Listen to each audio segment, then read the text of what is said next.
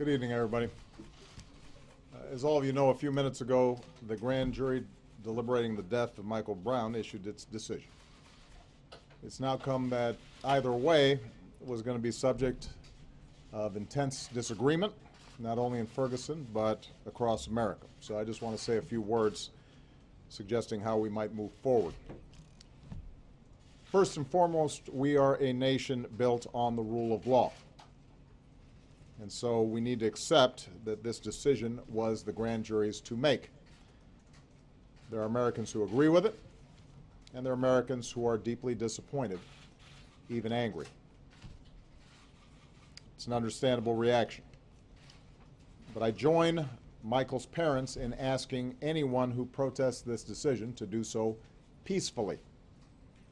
Let me repeat Michael's father's words. Hurting others or destroying property is not the answer. No matter what the grand jury decides, I do not want my son's death to be in vain. I want it to lead to incredible change, positive change, change that makes the St. Louis region better for everyone.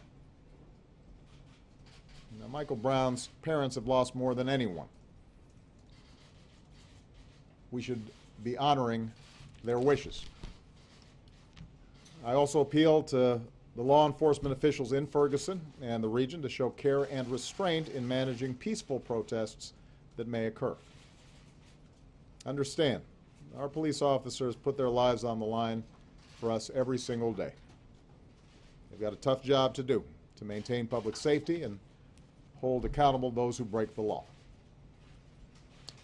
As they do their jobs in the coming days, they need to work with the community, not against the community, to distinguish the handful of people who may use the grand jury's decision as an excuse for violence, distinguish them from the vast majority who just want their voices heard around legitimate issues in terms of how communities and law enforcement interact. Finally, we need to recognize that the situation in Ferguson speaks to broader challenges that we still face as a nation.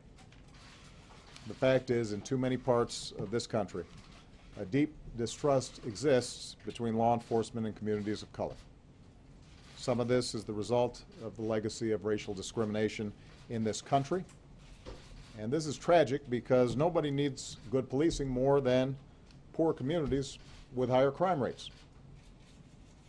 The good news is we know there are things we can do to help.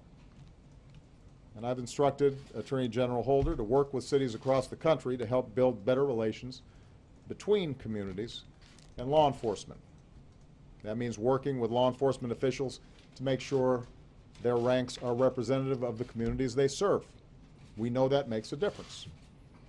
It means working to train officials so that law enforcement conducts itself in a way that is fair to everybody. It means enlisting the community actively on what should be everybody's goal, and that is to prevent crime.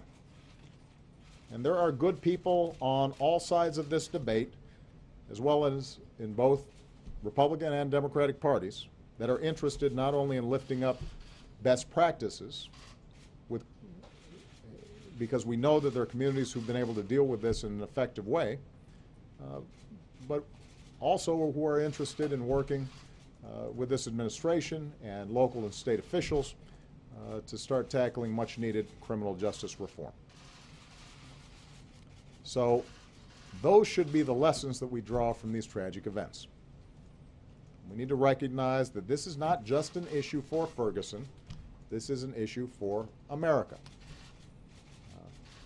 We have made enormous progress in race relations over the course of the past several decades. I have witnessed that in my own life, and to deny that progress, I think, is to deny America's capacity for change. But what is also true is that there are still problems, and communities of color aren't just making these problems up. Separating that from this particular decision, there are issues in which the law too often feels as if it is being applied in a discriminatory fashion. I don't think that's the norm. I don't think that's true for the majority of communities or the vast majority of law enforcement officials, but these are real issues. And we have to lift them up and not deny them or try to tamp them down. What we need to do is to understand them and figure out how do we make more progress. And that can be done.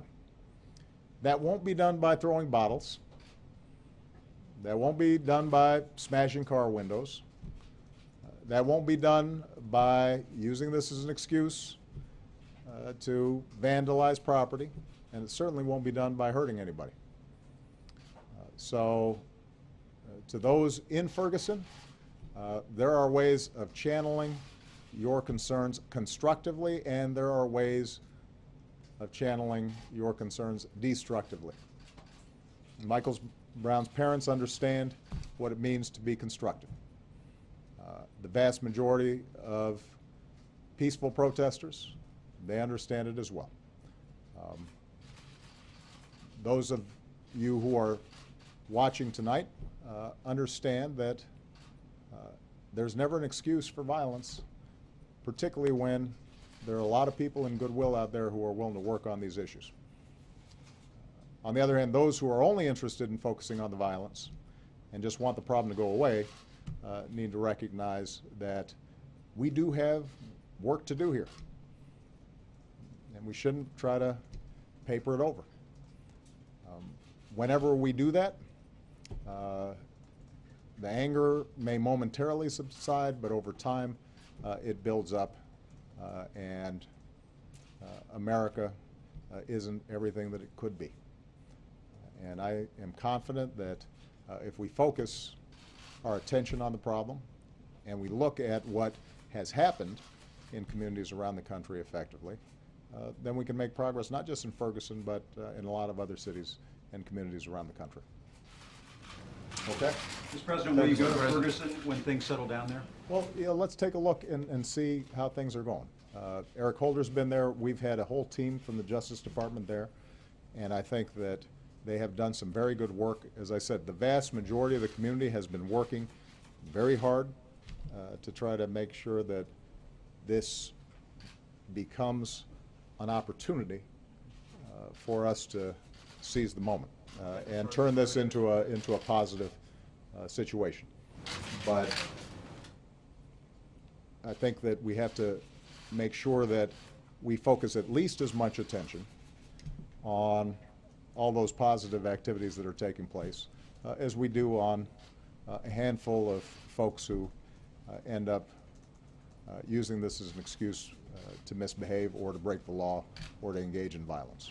I think that it's going to be very important, and I think the media is going to have a responsibility as well to make sure that we focus on Michael Brown's parents and the clergy and the community leaders and the civil rights leaders and the activists and law enforcement officials who have been working very hard to try to find better solutions, long-term solutions to this issue. There is inevitably going to be some negative reaction, and it'll make for good TV. But what we want to do is to make sure that we're also focusing on those who can offer the kind of real progress that we know is possible. That the vast majority of people in Ferguson, the St. Louis region, in Missouri, and around the country are looking for. And I want to be partners with those folks, and we need to lift up that kind of constructive dialogue that's taking place. All right? Does this mean no federal charges, Mr. President? Does this mean no federal charges? In this case?